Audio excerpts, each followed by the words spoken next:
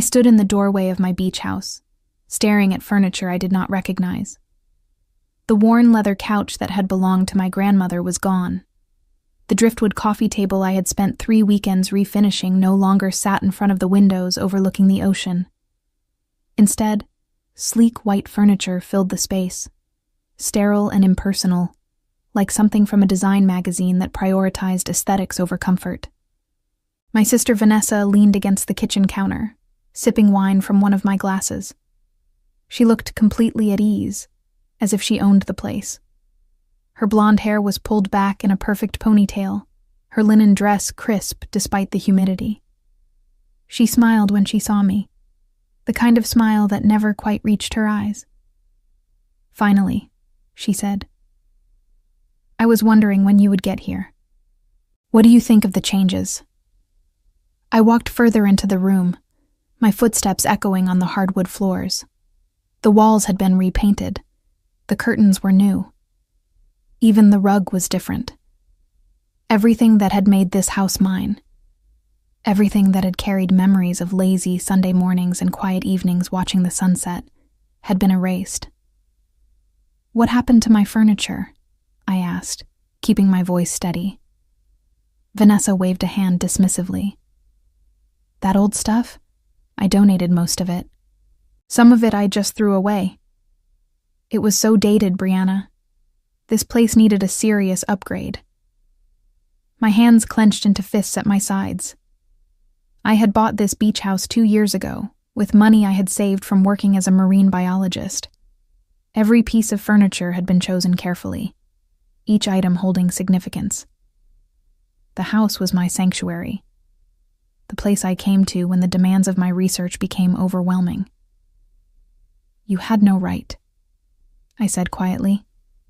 Vanessa laughed, a sound that grated against my nerves. "Oh, come on. Do not be so dramatic. I did you a favor. This place looks incredible now. You should be thanking me." I took a deep breath, trying to maintain control. "Why are you even here, Vanessa?" She set down her wine glass and crossed her arms. "Derek and I needed a place to stay for a while. Our condo is being renovated. I remembered you mentioning that you hardly ever use this place during the summer because you were always out on research trips. So I figured it was just sitting here empty. Might as well put it to good use." "You could have asked," I said. "I did not think it would be a big deal," she replied, her tone growing defensive. "We are family. Besides, you have been so busy lately. I could never get you on the phone." That was true. I had been leading a research expedition studying coral reef restoration off the coast of Hawaii for the past 6 weeks. Cell service had been spotty, and when I did have reception, I was usually too exhausted to do more than send quick text messages to let people know I was alive. But that did not give Vanessa the right to move into my house without permission. And it certainly did not give her the right to replace everything I owned. "Where is Derek?" I asked. "He went into town to get groceries," Vanessa said. "He should be back soon. You will stay for dinner, right? I made reservations at that seafood place on the pier." I looked at her, this woman who had always taken what she wanted without considering anyone else. Growing up, Vanessa had been the golden child, the one who could do no wrong in our parents' eyes. She was 3 years older than me, beautiful and charming, always knowing exactly what to say to get her way.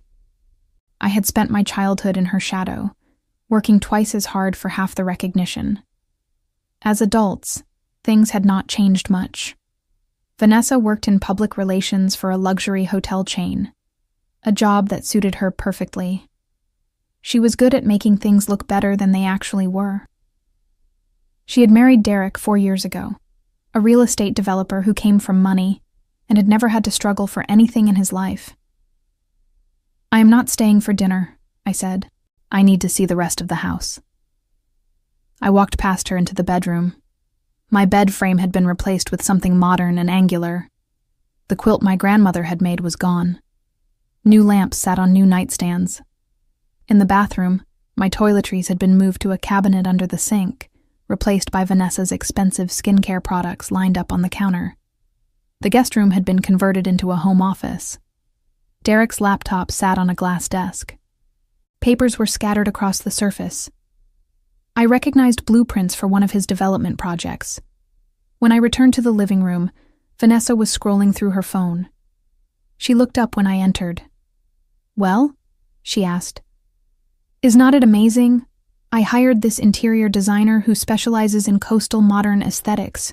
She did an incredible job." "How much did all of this cost?" I asked. Vanessa brightened, clearly mistaking my question for interest rather than barely contained fury. "Oh, I forwarded you the invoice. $38,000.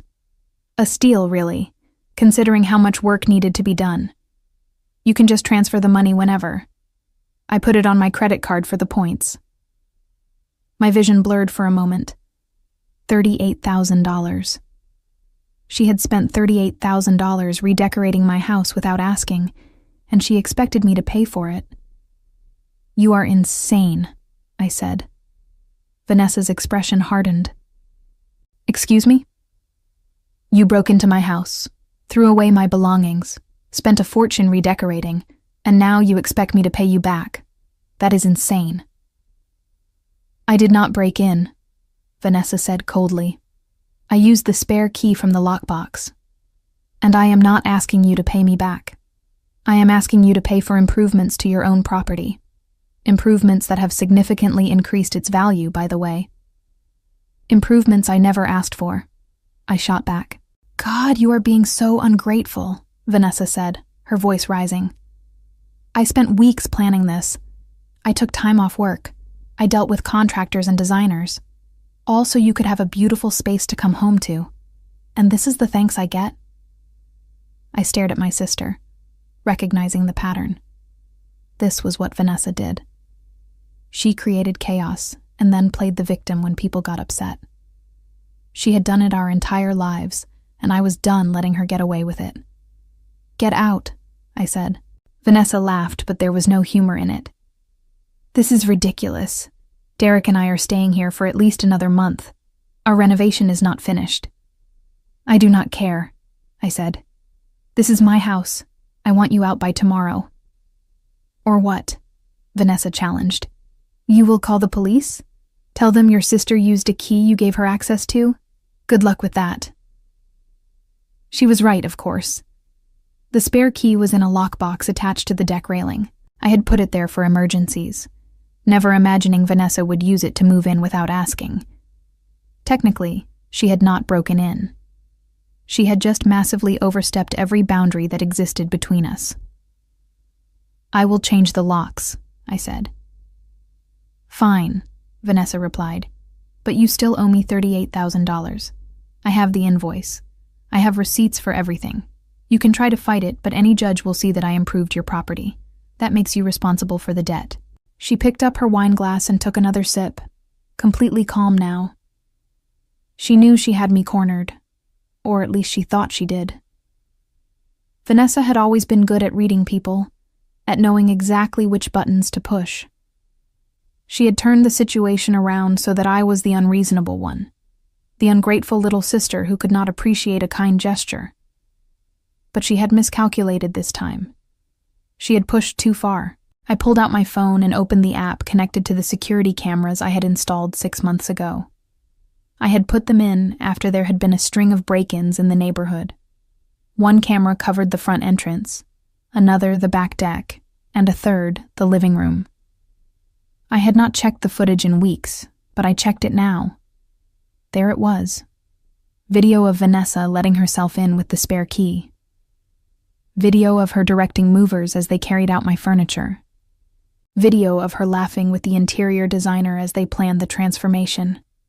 Hours and hours of footage, all time-stamped, all indisputable proof that she had done this without my knowledge or consent. I saved all the files to my cloud storage, then made a second copy and sent it to my email. Vanessa watched me, a flicker of uncertainty crossing her face. "What are you doing?" she asked.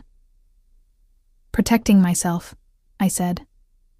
"You might want to call Derek. Tell him to start packing." I left before she could respond, driving back to my apartment in Portland with my hands shaking on the steering wheel. The beach house was 2 hours away, far enough that I could not visit as often as I wanted, but close enough to escape to when I needed solitude. Or at least, it had been.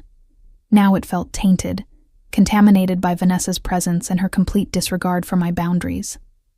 When I got home, I sat down at my kitchen table and went through my phone. I had 13 missed calls from Vanessa over the past 6 weeks. I had assumed they were her usual attempts to draw me into some drama or another.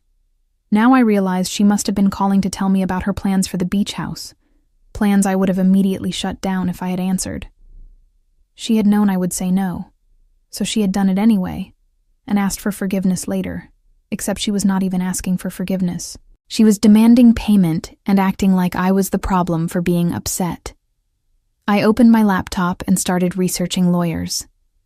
I needed someone who specialized in property law, someone who could help me navigate this situation. Vanessa was right that she had receipts and invoices, but she was wrong about what they proved. Those documents showed that she had made unauthorized changes to my property, changes I had never agreed to. That had to count for something. The next morning, I called a law firm downtown. The receptionist connected me with a lawyer named Gregory, who listened patiently as I explained the situation. "Do you have any proof that you did not authorize these changes?" he asked when I finished. "I have security camera footage," I said. "It shows her letting herself in, directing the work, everything. There is no footage of her asking my permission because she never did." "That is excellent," Gregory said. "Email me the footage and any communication you have had with your sister about this.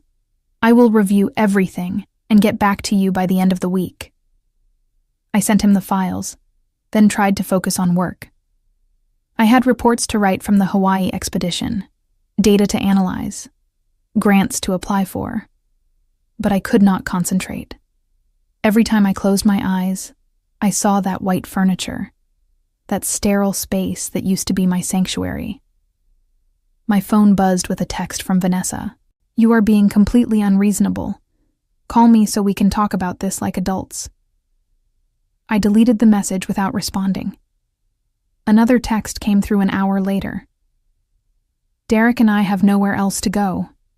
Our condo is uninhabitable right now. You are really going to make us homeless over this?" I blocked her number. She started calling from Derek's phone. I blocked that too. Then she tried my work email. A long message about how I was ruining our relationship over something insignificant, how our parents would be disappointed in me, how I had always been oversensitive and dramatic. I archived the email without reading past the first paragraph. I knew Vanessa's tactics. She would try guilt, then anger, then play the victim. She would tell our parents her version of events, making herself the hero and me the villain. Our mother would call, concerned and confused, asking why I was being so difficult. Our father would stay silent, as he always did, letting Vanessa do whatever she wanted without consequence. But I was done caring about maintaining peace. Vanessa had crossed a line, and there had to be consequences. Gregory called me 3 days later with his assessment. "You have a strong case," he said. "Your sister committed what is legally called trespass to chattels, which means she interfered with your personal property without authorization. The fact that she replaced your belongings without consent, even if her intention was to improve the space, does not give her the right to bill you for it." "So I do not have to pay her?" I asked. "Absolutely not," Gregory confirmed. "In fact, you could potentially sue her for the value of the items she disposed of, plus damages for emotional distress and the cost of returning the property to its original state if you choose to do so." Relief flooded through me. "What do I need to do?" "First, we send her a cease and desist letter," Gregory explained. "We make it clear that you never authorized these changes, that you will not be paying for them, and that she needs to vacate the property immediately. If she does not comply, we can move forward with a civil suit."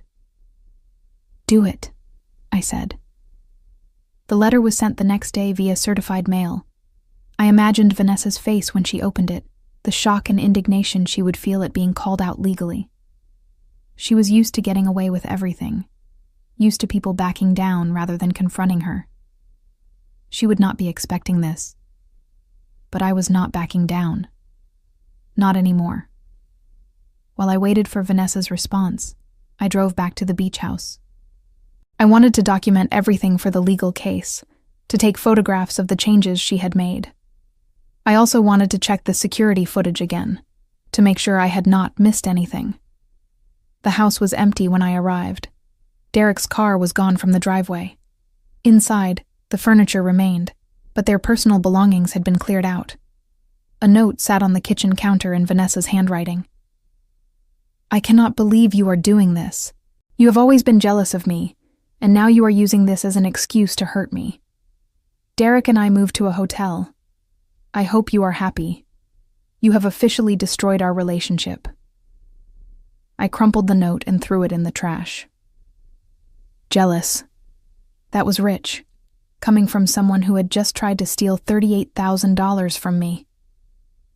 I spent the afternoon going through every room, taking photographs, making notes. In the back of the bedroom closet, I found a box that Vanessa must have missed. Inside were some of my grandmother's belongings that had been on display in the living room. A collection of sea glass we had gathered together during summers at this very beach. A photograph of the two of us building sandcastles when I was 6 years old. A small wooden whale my grandfather had carved. I sat on the floor holding these items, feeling the weight of what Vanessa had almost taken from me. These were not just things.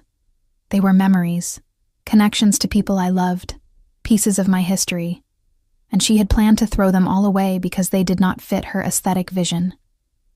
My phone rang. It was my mother. I considered not answering, but I knew she would just keep calling until I picked up. "Brianna," she said when I answered. "What is going on? Vanessa says you threatened her with a lawsuit." She moved into my beach house without permission and redecorated everything," I explained. "Then she tried to make me pay for it." "She was just trying to help," my mother said, her tone suggesting I was overreacting. "She thought you would appreciate it." "She threw away grandmother's furniture," I said. There was a pause. My mother had loved her mother deeply, and those pieces of furniture had been precious to her as well. She had given them to me when I bought the beach house, saying they belonged by the ocean where grandmother had been happiest. "She did not," my mother said, but her voice had lost its certainty. "She did. She threw away almost everything. I found some items in a box in the closet, but the rest is gone." Another pause, longer this time. "Let me talk to your father," my mother said finally. "We will figure this out."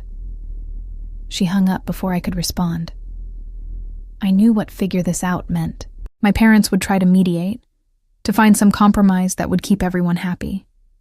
They would ask me to drop the legal action, to be the bigger person, to forgive Vanessa because family was more important than furniture. But they were wrong. This was not about furniture. It was about respect, about boundaries, about not letting Vanessa steamroll over me anymore. I spent one more night at the beach house, sleeping in the guest room because I could not bring myself to use the bed Vanessa had chosen. The sound of waves crashing against the shore usually calmed me, but that night I lay awake, thinking about everything that had led to this moment. Vanessa had always taken what she wanted. When we were children, she had taken my toys, my clothes, my friends. As teenagers, she had taken credit for my ideas, my accomplishments, my work. As adults, she had taken my time, my energy, my peace of mind. And I had let her, over and over again, because it was easier than fighting, because I wanted to keep the peace, because I had been taught that good sisters supported each other no matter what. But there was a difference between support and being a doormat. There was a difference between forgiveness and enabling bad behavior, and I was done being the person who always gave in, who always sacrificed, who always put Vanessa's comfort above my own well-being. The next morning, I locked up the beach house and drove back to Portland. Gregory had sent me an email with an update. Vanessa had responded to the cease and desist letter with her own lawyer, claiming that I had given her verbal permission to make improvements to the property, and that I was now trying to back out of paying for them. It was a lie, of course. But it was a clever lie, one that would be difficult to disprove without concrete evidence. Verbal agreements were notoriously hard to enforce or refute in court. Except I had that evidence. I had the security footage showing that Vanessa had made these changes while I was out of the country, unreachable, with no way to give permission, even if I had wanted to. I had phone records showing that I had not answered any of her calls during that time period. I had text messages proving that she had never asked me directly about redecorating, never mentioned her plans, never sought my approval. Gregory was delighted when I explained all of this. "This is going to be much easier than I thought," he said. "Her lawyer is bluffing, hoping you will settle out of court to avoid the hassle. But with this documentation, we can prove definitively that she is lying." "What happens now?" I asked. "Now we wait," Gregory said. "Her lawyer will review our evidence and realize they do not have a case. They will likely advise Vanessa to drop the demand for payment and hopefully apologize for the inconvenience." "And if she does not?" I pressed.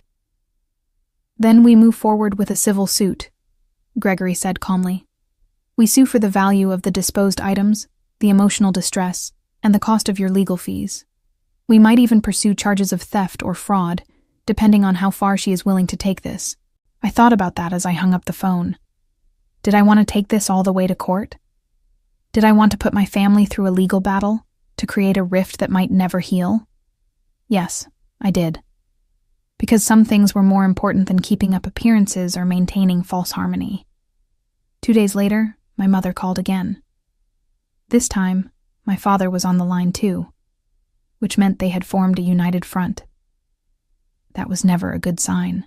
"Brianna, we need to talk about this situation with your sister," my father said. His voice had that stern quality he used when he wanted to sound authoritative, though it had never worked particularly well on me. "There is nothing to talk about," I said. "Vanessa committed a crime. She is facing the consequences." "A crime?" my mother said, her voice pitching higher. "Brianna, that is completely excessive. She is your sister. She made a mistake. You are blowing this way out of proportion. She threw away grandmother's furniture," I reminded them. "She spent $38,000 without my permission. She moved into my house without asking. That is not a mistake.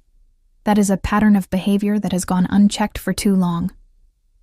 "We raised you girls to support each other," my father said. "Family comes first. Always." I had heard this lecture before. Family comes first. Blood is thicker than water. Sisters should stick together. All the platitudes people use to justify bad behavior and enable toxic relationships. "Did you tell Vanessa that family comes first when she was throwing away my belongings?" I asked. "Did you tell her that when she tried to bill me for changes I never authorized?" "She thought she was helping," my mother insisted. "No," I said firmly. "She thought she could get away with it because she always has. Because you always take her side. Because I am expected to be understanding and forgiving, while she is allowed to do whatever she wants." Silence on the other end of the line. I could picture them in their living room, my mother on the couch, my father standing by the window, both of them trying to figure out how to manage this situation. "What do you want us to say?" my mother asked finally. "I want you to acknowledge that what Vanessa did was wrong," I said. "I want you to stop making excuses for her. I want you to understand that I am not the problem here." "Of course what she did was wrong," my father said, though he sounded reluctant to admit it. "But taking her to court? Brianna, that is extreme. That will destroy this family." "She destroyed it when she decided my property and my belongings meant nothing," I replied. "I am just making sure there are consequences." I hung up before they could argue further. My hands were shaking. Confronting my parents was almost harder than confronting Vanessa. They had spent decades mediating between us, always asking me to compromise, to bend, to accommodate. They had never asked Vanessa to do the same. The next week was a blur of legal preparations. Gregory compiled all the evidence, organized the timeline, prepared the case. He was confident we would win if it went to trial, but he also thought Vanessa would settle before it reached that point. People like your sister rarely want their behavior exposed in a public courtroom, he explained. Once she realizes we have concrete evidence, she will probably offer a settlement. I was not sure about that. Vanessa hated being wrong even more than she hated losing. She might drag this out just to prove a point, just to make me suffer for daring to stand up to her. During this time, I buried myself in work. I had a presentation to give at a marine biology conference in Vancouver, a talk about the coral reef restoration project I had been leading. It was an important opportunity, a chance to secure funding for the next phase of research. I could not afford to be distracted by family drama. The conference was held at a hotel overlooking the harbor. I arrived 2 days early to prepare, rehearsing my presentation until I could deliver it flawlessly. On the day of the talk, I stood in front of a room full of scientists and researchers, presenting data and discussing methodologies, feeling like myself again for the first time in weeks. After the presentation, several people approached me with questions and interest in collaborating. One of them was a program director for a major environmental organization, someone who controlled significant research grants. She liked my work and wanted to discuss potential funding opportunities over dinner. I should have been thrilled. This was exactly the kind of connection I needed to advance my career. But as we talked over grilled salmon and roasted vegetables, my mind kept drifting back to the beach house, to Vanessa, to the lawsuit that was slowly moving forward. "You seem distracted," the program director said. Her name was Helena, and she had a kind face and sharp eyes. "I am sorry," I said. "I have some personal issues going on right now." "Want to talk about it?" she asked. I hesitated, then found myself telling her the whole story. It felt strange to confide in someone I had just met, but maybe that was why it was easier. Helena had no history with my family, no preconceived notions about who was right or wrong. When I finished, Helena shook her head. "Your sister sounds like a piece of work." "That is putting it mildly," I said. "You are doing the right thing," Helena said firmly. "People like that need to face consequences.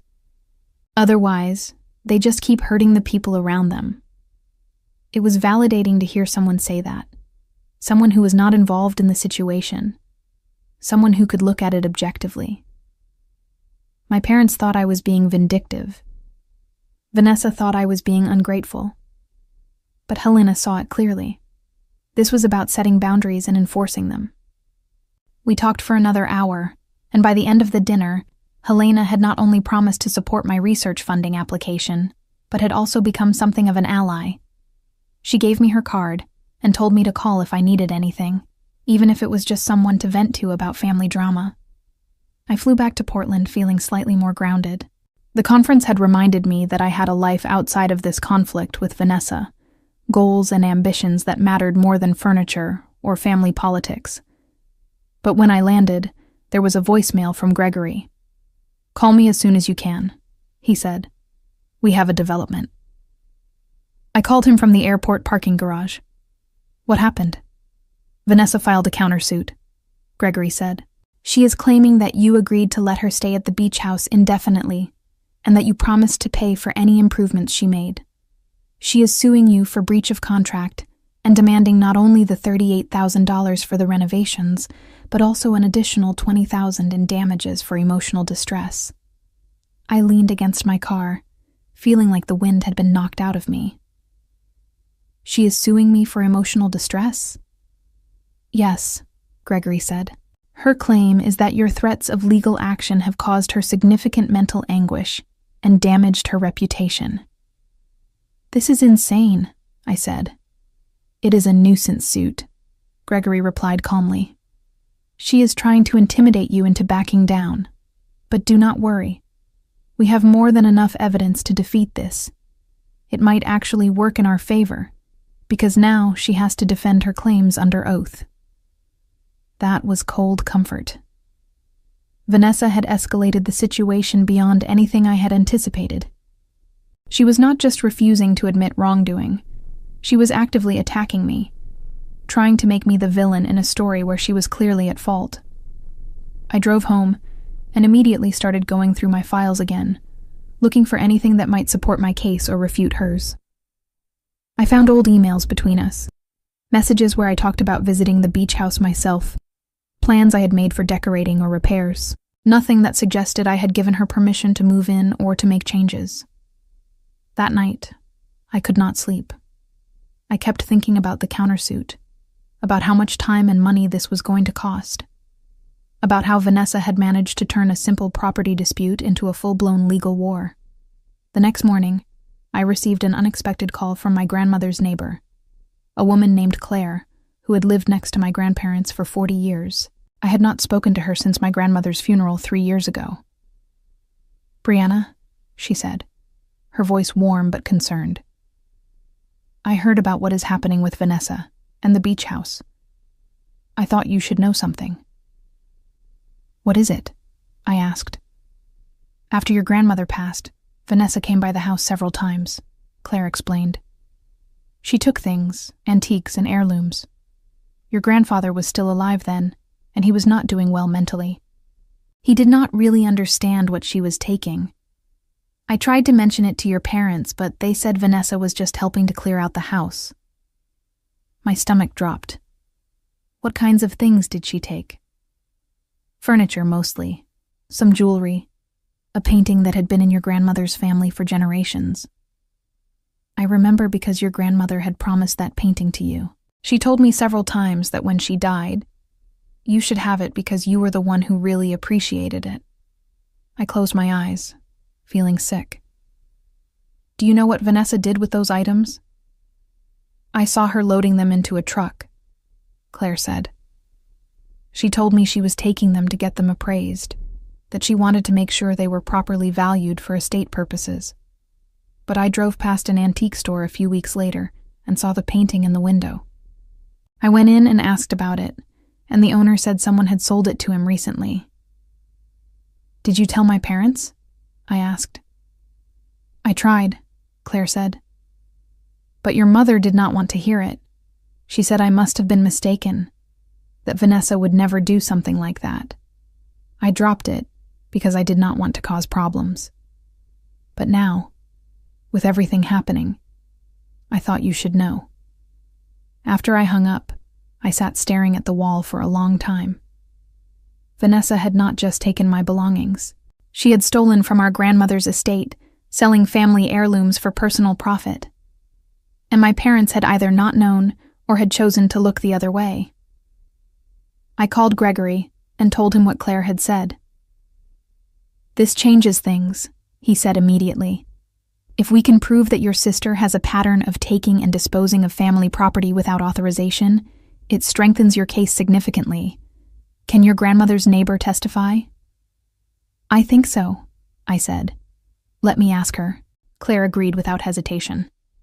"Your grandmother loved you so much," she said. "She would want you to stand up for yourself." With Claire's testimony secured, Gregory began building a more comprehensive case. We had evidence of Vanessa's pattern of behavior, proof that this was not an isolated incident but a recurring problem. We had documentation of the antiques she had taken, receipts from the antique store proving she had sold them. But gathering this evidence meant digging into painful family history, confronting truths that had been buried for years. It meant admitting that Vanessa was not just entitled or thoughtless, but actively manipulative and dishonest. My parents called again, this time angrier than before. "How dare you drag Claire into this?" my mother said. "She is an old woman. You are putting her through unnecessary stress." "Claire volunteered," I said. "She wants to tell the truth about what Vanessa did." "What Vanessa did?" my father repeated. "You are making your sister sound like a criminal." "Maybe that is because she acted like one," I said. "This has gone too far," my mother said, her voice breaking. "You need to drop this lawsuit, Brianna. You are tearing this family apart." "I am not the one tearing it apart," I said quietly. "Vanessa did that when she decided her wants were more important than anyone else's rights. I am just refusing to pretend it is okay anymore. If you go through with this, there will be consequences," my father warned. "Your mother and I will not be able to support you." "You have never supported me," I said. "Not when it mattered. Not when it meant standing up to Vanessa." I hung up, and this time I blocked their numbers too.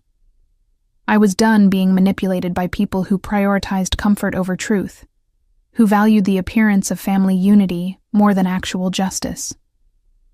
The preliminary hearing was scheduled for 3 weeks later. Gregory prepared me for what to expect, the questions I would be asked, the way Vanessa's lawyer would try to discredit my testimony. He warned me that family lawsuits were emotionally draining, that Vanessa would likely try to make me look like the aggressor. "Just stick to the facts," he advised. "Do not let her bait you into an emotional response. Stay calm, stay focused, and tell the truth." The day of the hearing, I wore a simple navy dress and drove downtown to the courthouse. My heart was pounding as I walked through the metal detectors and up to the courtroom. Gregory met me outside, looking professional in his suit and tie. "Ready?"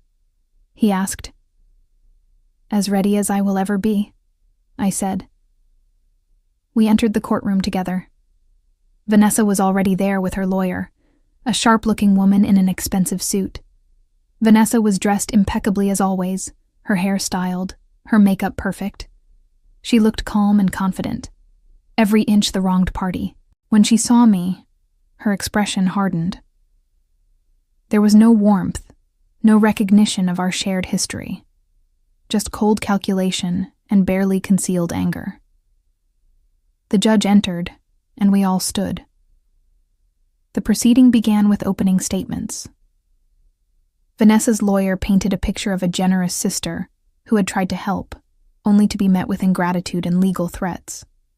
She claimed I had been difficult to reach, that Vanessa had made reasonable attempts to get my approval, that the renovations had been an act of kindness. Gregory countered with the facts. He presented the security footage, the timeline proving I had been out of the country, the lack of any written or verbal authorization. He introduced Claire's testimony about the stolen heirlooms, establishing a pattern of behavior. The judge listened carefully, taking notes. When both lawyers finished their opening statements, she looked between Vanessa and me. "This is a family matter," she said. "I strongly encourage both parties to consider mediation before we proceed to a full trial. These cases rarely end well for anyone involved." Vanessa's lawyer nodded. "My client is open to mediation, Your Honor." Gregory looked at me. I shook my head slightly. "My client would prefer to proceed with the case," he said. The judge sighed. "Very well. We will schedule a trial date. In the meantime, I am ordering both parties to refrain from any contact with each other or any communication through intermediaries. Is that understood?" We both agreed. As we left the courtroom, I felt Vanessa's eyes on me, but I did not look back. This was no longer about sisterhood or family loyalty. This was about holding someone accountable for their actions, regardless of our shared DNA. Over the next few weeks, I focused on building my life outside of the lawsuit. I threw myself into my work, spending long hours in the lab analyzing samples from the Hawaii expedition. The data was promising, showing measurable improvement in coral reef health using the restoration techniques we had developed. Helena from the environmental organization called to say my funding application had been approved. I would receive a substantial grant to continue the research, enough to support a full team for the next 2 years. It was the kind of professional validation I had been working toward for my entire career. But even this success felt muted by the ongoing legal battle with Vanessa. The trial date was set for 6 weeks away, and Gregory was preparing aggressively. He had deposed several witnesses, including the interior designer Vanessa had hired, and the antique store owner who had bought my grandmother's painting. Their testimonies were damaging to Vanessa's case. The interior designer admitted that Vanessa had never mentioned getting my permission, that in fact Vanessa had told her I was traveling and unavailable. The antique store owner confirmed he had purchased several items from Vanessa, items she had claimed were hers to sell. Gregory was confident we would win, but winning suddenly felt less important than it had at the beginning. I found myself thinking about what the judge had said about family matters rarely ending well. Even if I won in court, I would lose a sister. My relationship with my parents was already fractured, possibly beyond repair. Was it worth it? I called Helena one evening, needing someone to talk to who was not emotionally invested in the outcome. I keep wondering if I am making a mistake, I admitted. If I should just let this go and move on. Why would you think that? Helena asked. Because she is my sister, I said. Because my parents will never forgive me. Because I am tired of fighting. Helena was quiet for a moment. Then she said, "Can I tell you something? I had a sister too.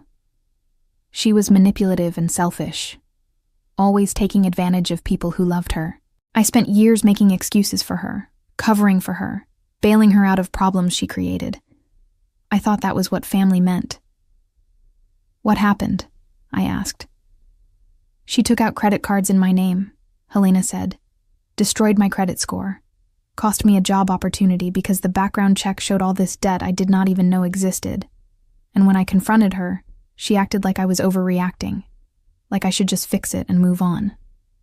"Did you fix it?" I asked. "No," Helena said firmly. "I pressed charges. She went to jail for fraud. My parents disowned me. They said I had betrayed the family. But you know what? I have never regretted it. Because the moment I stopped enabling her behavior was the moment I got my life back. I absorbed this, understanding what Helena was really saying. This was not about revenge. It was about self-respect. It was about refusing to be a victim anymore. "Thank you," I said. "You are going to be fine," Helena assured me. "No matter what happens with the trial, you are going to be fine." The trial began on a Tuesday morning in early September. The courtroom was smaller than I expected, more intimate. Besides the judge, the lawyers, Vanessa and me, there were only a handful of observers, court staff, and a stenographer. Gregory had prepared me well. I knew what to expect, how to answer questions, how to remain composed under cross-examination. But nothing could have prepared me for the emotional reality of sitting across from my sister in a courtroom, telling a judge about all the ways she had hurt me. My testimony came first.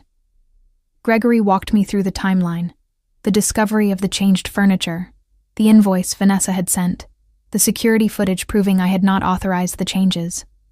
I spoke calmly and clearly, keeping my emotions in check. Then Vanessa's lawyer cross-examined me.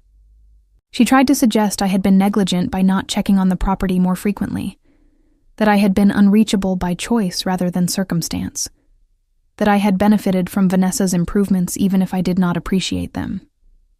I held my ground. "I was leading a research expedition," I explained. "I had limited communication. But that does not give anyone the right to enter my property and make unauthorized changes." "But you gave your sister access to the spare key," the lawyer pressed. "For emergencies," I clarified, "not for moving in without permission." The lawyer tried several more angles, but Gregory objected when her questions became repetitive or irrelevant. Eventually, the judge sustained his objections and told her to move on. Vanessa took the stand next. She looked poised and confident, the picture of a concerned sister who had been misunderstood. She testified that she had tried repeatedly to reach me, that she had left voicemails explaining her plans, that she had assumed my silence meant consent.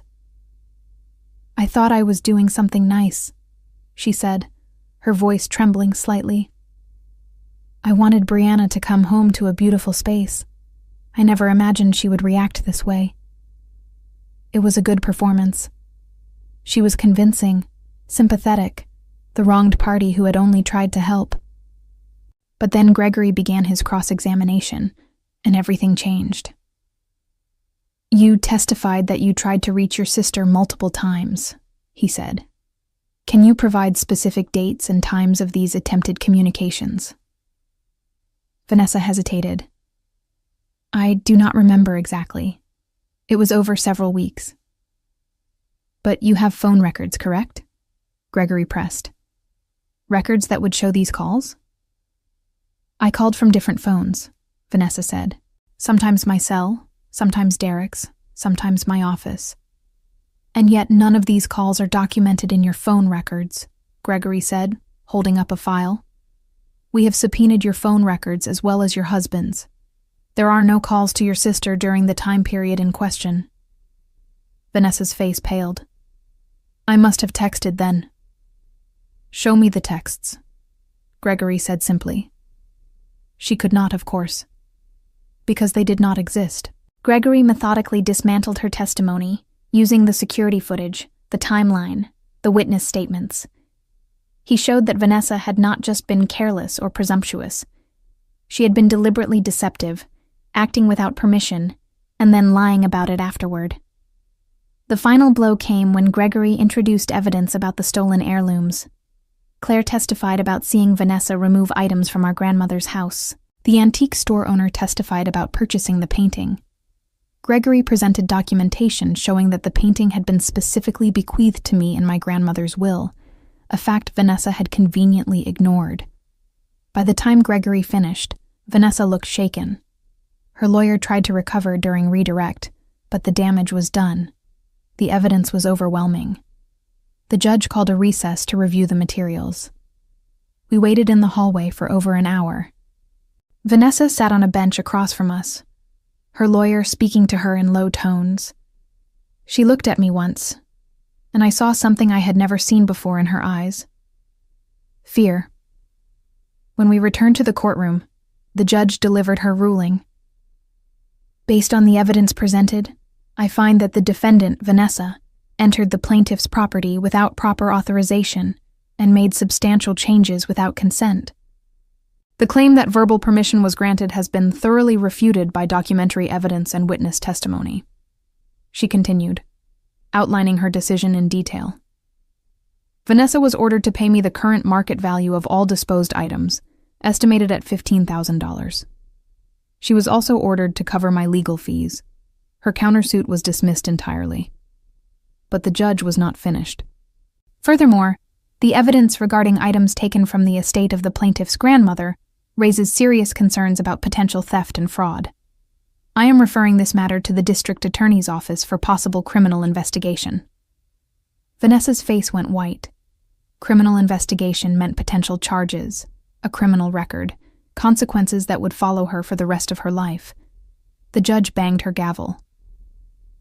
"This court is adjourned." The aftermath of the trial was surreal. I walked out of the courthouse feeling both vindicated and empty. I had won, proven my case beyond doubt, held Vanessa accountable. But the victory felt hollow, tinged with the sadness of knowing my family would never be the same. Gregory shook my hand on the courthouse steps. "That went even better than expected," he said. "The criminal referral was a surprise, but given the evidence about the heirlooms, it makes sense. The district attorney will likely pursue charges." "What does that mean for Vanessa?" I asked. "Depends on whether they can build a strong case," Gregory explained. "Grand theft, fraud, potentially elder abuse if they can prove your grandfather was not mentally competent when she took the items. She is looking at serious consequences." I nodded, trying to process this information. Part of me felt satisfied that Vanessa was finally facing real accountability, but another part, the part that still remembered building sandcastles with her as a child, felt a complicated mix of guilt and grief. Over the next few days, the reality of the situation settled in. Vanessa's countersuit had been dismissed, meaning she owed me money instead of the other way around. The judge had ordered her to pay $15,000 for the disposed items, plus $12,000 in legal fees. $27,000 total, nearly as much as she had tried to charge me for the unwanted renovations. But more importantly, The criminal investigation was moving forward. The district attorney's office contacted me for a statement. They wanted to know everything about the heirlooms, about my grandfather's mental state when Vanessa had taken them, about any other instances where she might have taken property that did not belong to her. I told them everything. About the painting my grandmother had promised me, about the antique furniture that had disappeared, about Claire's testimony and the antique store receipts. I laid out years of behavior, a pattern of entitlement and theft that had gone unchecked because she was family. The investigator assigned to the case was a woman named Patricia, who had handled many elder abuse cases. She listened carefully, taking detailed notes. "Your grandfather had dementia?" she asked. "Yes," I confirmed. "He was diagnosed 2 years before he died. By the time Vanessa was taking things from the house, he could not even remember what he had eaten for breakfast." Patricia's expression hardened. "That makes this worse. Taking advantage of someone with cognitive impairment is a serious crime. If we can prove she knew about his condition and took items anyway, we are looking at felony charges." I had not considered it might be classified as elder abuse, but Patricia explained that in many jurisdictions, exploiting mentally incapacitated elderly people was treated as a particularly egregious crime, one that carried enhanced penalties. "Will you testify if this goes to trial?" Patricia asked. I thought about what that would mean. Standing in another courtroom, this time criminal rather than civil, testifying against my own sister in a case that could send her to prison. My parents would never forgive me.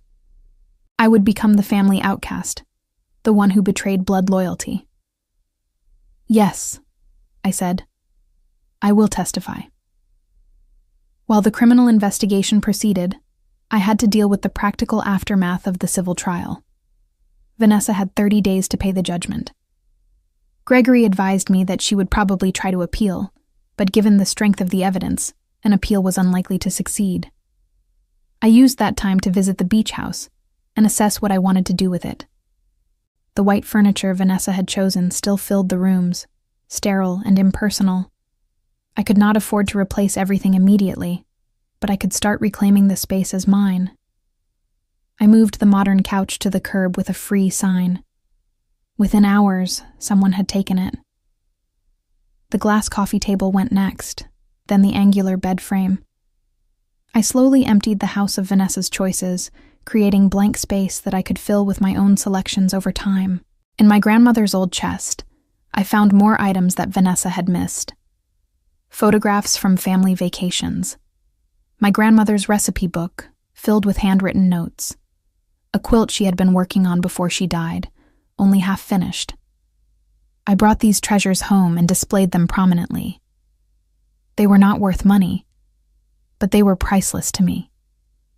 They were connections to a woman who had loved me unconditionally, who had seen value in me beyond what I could achieve or produce. I also changed the locks on the beach house and removed the spare key lockbox entirely. I installed additional security cameras, better ones with cloud backup and real-time alerts. No one would ever enter my property without permission again. 3 weeks after the trial, I received a call from Patricia. "We are moving forward with charges," she said. "Grand theft and exploitation of an elderly adult. Your sister has been formally indicted. The arraignment is next Tuesday." I did not attend the arraignment. I could not bring myself to watch Vanessa stand before a judge to enter a plea. But Gregory kept me informed. She had pleaded not guilty, as expected, and was released on bail. A trial date was set for 3 months later. My parents called me from an unknown number, having figured out I had blocked them. My father did most of the talking. "Your sister has been charged with a crime," he said, his voice tight with anger. "A crime, because of you." "Because of evidence I provided," I corrected. "Evidence of things she actually did." "She is your sister," my mother sobbed in the background. "How can you do this to her?" "How could she do it to grandmother?" I countered. "How could she steal from someone who loved her? How could she take advantage of grandfather when he was too sick to protect himself?" People make mistakes, my father said. This was not a mistake, I said firmly. This was a choice. Multiple choices over years. And now there are consequences. I hung up and blocked the new number. I was done explaining myself to people who refused to understand. The months leading up to Vanessa's criminal trial were strange. I tried to focus on my work, to move forward with my life. The grant from Helena's organization had come through, and I was building a research team for the next phase of the Coral Reef Project. I hired 2 graduate students and a postdoctoral fellow, all brilliant minds excited about the work. We spent weeks preparing for the next expedition, planning logistics, coordinating with local conservation groups. It was good to have something positive to focus on, something that had nothing to do with family drama or legal battles. But I could not completely escape the situation. Patricia called regularly with updates. The prosecution had gathered extensive evidence, including testimony from other family members who had noticed items going missing from my grandparents' house. They had financial records showing Vanessa had sold multiple heirlooms through various antique dealers, pocketing the proceeds. The defense was arguing that Vanessa had believed she had permission to take the items, that there had been a misunderstanding about estate distribution. But this argument was weak, especially given the existence of my grandmother's will, explicitly leaving certain items to specific people. Ignorance of a will is not a legal defense, Patricia explained, especially when that will was read to all family members during the estate settlement. She signed documents acknowledging she understood the distribution. She cannot now claim she did not know. As the trial date approached, I felt increasingly anxious. In the civil case, I had been a plaintiff fighting for my property rights. In this criminal case, I was a witness to my sister potentially going to prison. The stakes were much higher, and the emotional toll was heavier. Helena called me one evening to check in. We had become friends in the months since the conference, talking regularly about work and life. She was one of the few people who understood what I was going through. "How are you holding up?" she asked. "Honestly, not great," I admitted. "The criminal trial starts in 2 weeks, and I keep thinking about what it means. If she is convicted, she could go to prison. My sister. In prison. Because she committed crimes," Helena reminded me gently. "This is not your fault, Brianna. You did not make her steal from your grandparents. You did not make her lie about it. You just refused to help her cover it up." "I know," I said, "but it still feels awful." "That is because you are a good person," Helena said. "You care about people, even people who have hurt you. That is not a weakness, but it also does not mean you should let them escape consequences." The criminal trial began on a cold November morning. I had been subpoenaed as a witness, which meant I could not sit in the courtroom during other testimonies. I waited in a witness room, a small space with uncomfortable chairs and outdated magazines, trying not to think about what was happening down the hall.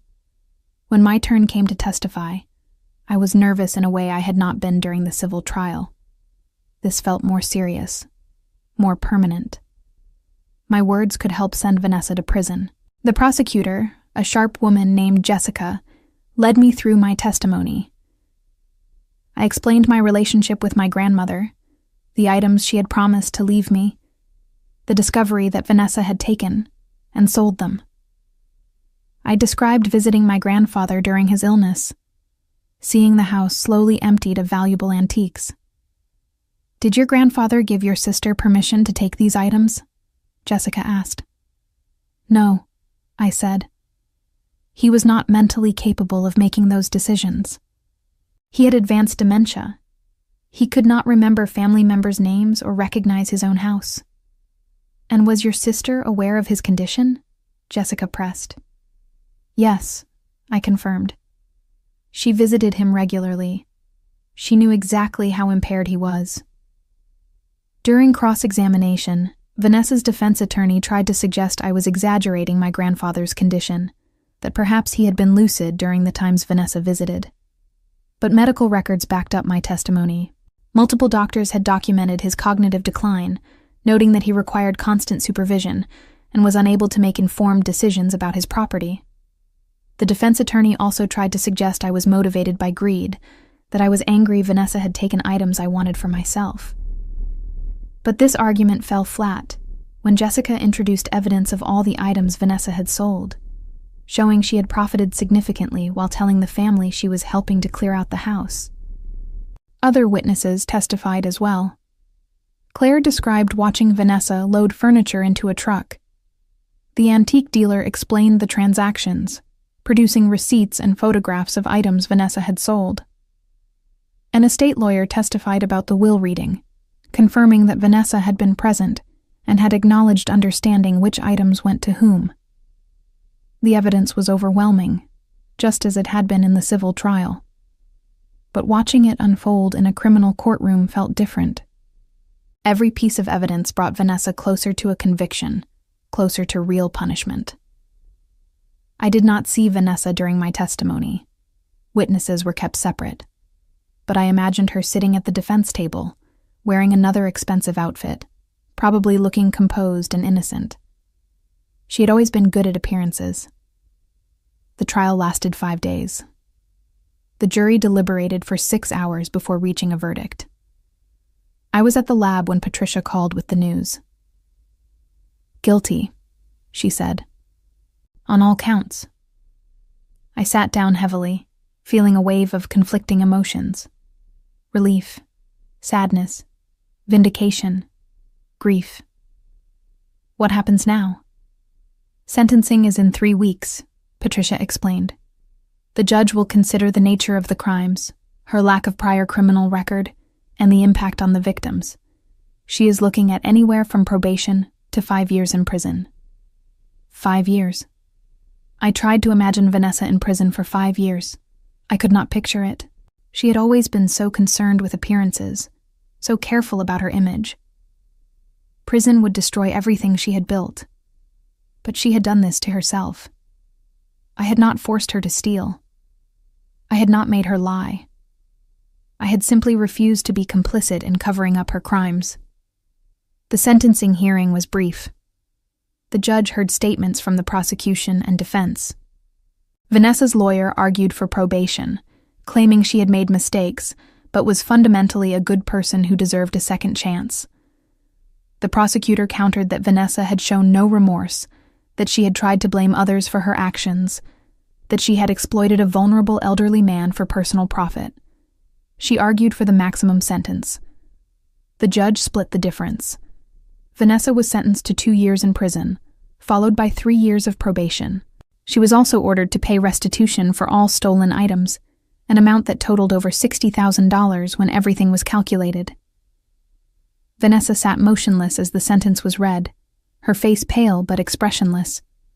When the judge asked if she had anything to say, she stood slowly. For a moment, I thought she might finally apologize, might show some recognition of the harm she had caused. Instead, she turned and looked directly at me. Our eyes met across the courtroom. "I hope you are happy," she said, her voice cold and clear. "You got what you wanted. You destroyed me." The judge banged her gavel. "That is enough. Officers, please escort the defendant." 2 bailiffs approached Vanessa. She allowed them to handcuff her without resistance, still staring at me with that cold, accusatory look. As they led her away, I felt nothing. No satisfaction, no guilt, no triumph, just exhaustion. I left the courtroom and walked out into bright afternoon sunlight. Gregory met me on the steps. "You did the right thing," he said. "Did I?" I asked. "Yes," he said firmly. "You protected yourself and honored your grandmother's wishes. What Vanessa did was wrong. The justice system agreed. That matters." I drove home slowly, thinking about everything that had happened. In less than a year, I had gone from discovering my beach house redecorated to watching my sister sentenced to prison. My family was fractured, probably beyond repair. My parents had made their choice, siding with Vanessa despite the evidence of her crimes. But I had also gained things: self-respect, boundaries, the knowledge that I could stand up for myself even when it was hard, even when it cost me relationships I had once valued. Helena called that evening. "I heard about the sentencing," she said. "How are you feeling?" "Empty," I admitted. "Like I won the battle but lost something important in the process." "You lost the illusion of family," Helena said. "But illusions are not real. What you have now is truth. And truth, even painful truth, is better than comfortable lies." Over the next few weeks, I slowly rebuilt my life. I focused on work, leading my research team through preparations for the upcoming expedition. We were scheduled to spend 3 months in the Philippines, working with local marine biologists to implement reef restoration techniques. I also spent time at the beach house, slowly furnishing it with pieces I chose myself. Nothing expensive or fancy, just comfortable furniture that suited my taste. I hung my grandmother's photographs on the walls. I displayed the sea glass collection we had gathered together. I made the space mine again. My parents never reached out. I heard through extended family that they had taken out a second mortgage on their house to help pay Vanessa's restitution. They were visiting her in prison regularly, supporting her through her appeals process, still convinced that somehow I was the villain in this story. It hurt, but I had expected it. Some people would never see Vanessa for who she really was. They would always make excuses, always find ways to blame others for her choices. I had coffee with Claire one Saturday morning. She was the one family connection I had maintained, the one person who had been willing to tell the truth, even when it was uncomfortable. "Your grandmother would be proud of you," Claire said. "She always said you had steel in your spine." She was right. "I miss her," I said. "She knew," Claire replied. "She knew exactly who Vanessa was. That is why she was so specific in her will. She wanted to make sure you got the things that mattered, the things Vanessa could not be trusted with." That thought comforted me. My grandmother had seen the truth and had tried to protect me from it. By fighting for my inheritance, I had honored her wishes and her memory. 6 months after Vanessa's sentencing, I was in the Philippines leading the research expedition when I received an envelope in the mail. Inside was a check for $27,000, the amount Vanessa owed from the civil judgment. A note was attached in handwriting I did not recognize. "This payment is made on behalf of Vanessa to satisfy the civil judgment. Please consider the matter closed." No apology. No acknowledgement of wrongdoing. Just money and a request to move on. I deposited the check and used part of the money to commission a local craftsman to recreate my grandmother's driftwood coffee table from photographs. The rest I donated to a marine conservation charity in my grandmother's name. The work in the Philippines was transformative. I spent 3 months diving, researching, teaching local communities about reef conservation. The coral restoration project was succeeding beyond our projections. We were making a real difference, helping to heal ecosystems that had been damaged by climate change and human activity. It reminded me why I had chosen this career, why I loved this work. I was contributing something meaningful to the world, something that would outlast family drama and legal battles. When I returned to Portland, I found a letter waiting for me from the prison. It was from Vanessa. I almost threw it away without reading it, but curiosity got the better of me. The letter was short, written in her neat handwriting. "Brianna, I have had a lot of time to think about what happened. The therapist here says I need to take accountability. So here it is. I was wrong. I should not have taken your things or grandmother's things. I should not have moved into your beach house. I thought I was entitled to do whatever I wanted because we were family. I thought you would just go along with it like you always did. I am sorry. I do not expect you to forgive me. I just wanted you to know that I finally understand what I did. Vanessa." I read the letter 3 times. It sounded genuine, more honest than anything Vanessa had ever said to me. But I did not know if I believed it. People in prison often said whatever they thought would help them. whether they meant it or not. I put the letter in a drawer and did not respond. Maybe someday I would be ready to forgive. Maybe someday we could rebuild some kind of relationship. But not now. Not yet. For now, I was content with the life I had built. My career was thriving. I had good friends like Helena who understood and supported me. I had my beach house back, filled with memories and meaning. I had proven to myself that I could stand up to bullies, even when those bullies were family. The path forward was uncertain. I did not know if I would ever reconcile with my parents, or if Vanessa would truly change. But I knew I had done the right thing. I had refused to be a victim. I had held someone accountable for their actions. I had chosen truth over comfortable lies. And in the end, that was enough. Vanessa served 18 months before being released on parole. She lost her job in public relations, her reputation destroyed by the criminal conviction. Derek divorced her 6 months into her sentence, unwilling to stand by someone who had proven to be a liar and a thief.